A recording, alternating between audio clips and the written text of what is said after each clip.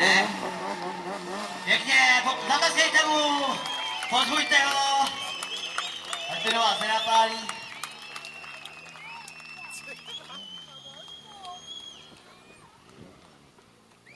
Říkal, že jsou jenom 3 lidi, kteří jezdí po zadním kole, ale jsou otočený zády k řidítkům, jo.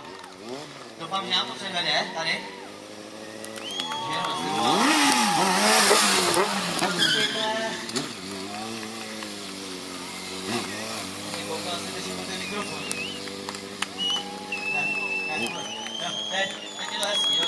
tak to je přesně ten prvek, zatackejte mu, pozbuďte ho, aby se mu taky podařilo. Jo, je to je přesně ono! Pouze 3 lidi v Evropě tohle dělají. Velký potles pro Martina Krákýho.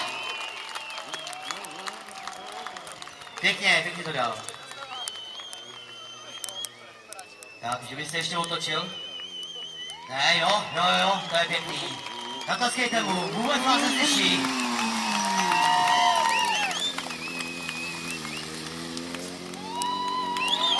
Jo, a takhle se hodí motorky, jo?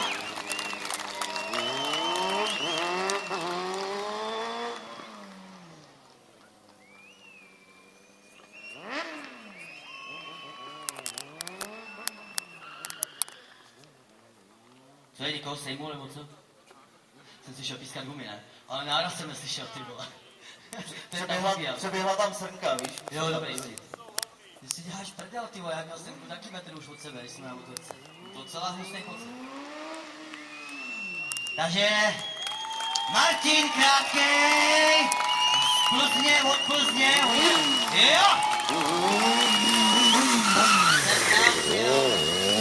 220 kiláků říkal, že to zhruba je předvíst tyhle ty kousky jeho, ale dochází u benzín, dobrý. Já jsem říkal, že nemá zapomenou tankovat, jo? On říkal, že to jako moc nežere, no. Asi jo.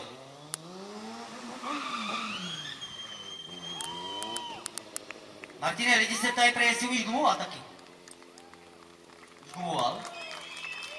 Ještě ne? Tak, tleskejte mu.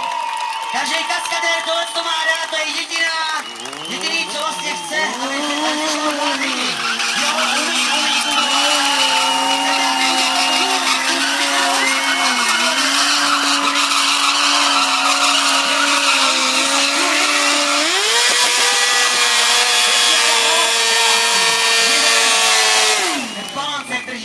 Paráda. Potles.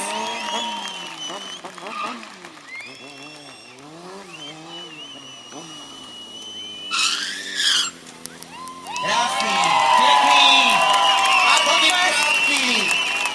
Velký dík pro Martina Krátkýho. A jo, ještě MZ něco, jo. Hele, nechybí ti něco na té MZ-tě? Jo, on to sundal, jo. On říkal, já nevím, jestli to dám. Nevím. Prej nevím, takový dík. Máš, a je fakt, že taková... Teď si dojde to vidět, jak se jezdí bez předního kola. To není možný tohleto. Tak ho pozbuďte! Jo! Tak takhle, když píchnete přední gumu, tak takhle se můžete vrátit domů, jo? Prostě to sundejte, hodně to příkopu a jděte domů.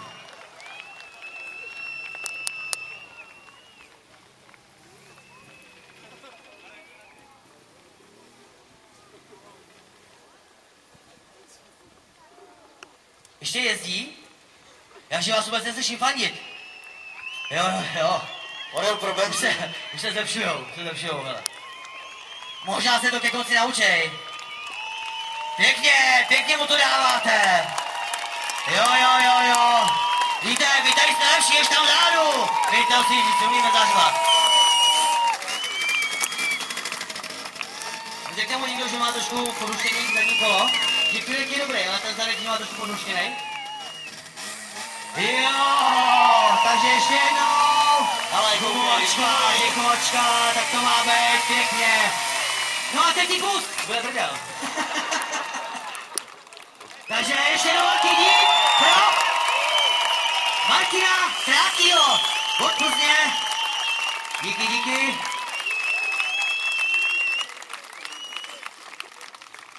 Nějaký závěr? Už budeš gumovat? Spálíš tu gumu?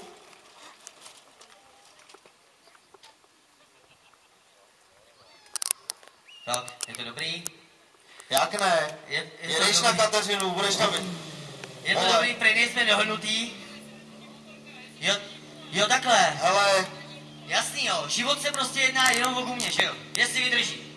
Když nevydrží, tak je to v hajzlu. To je i v životě, viď? hele, Nevydrží, tak se vezeš.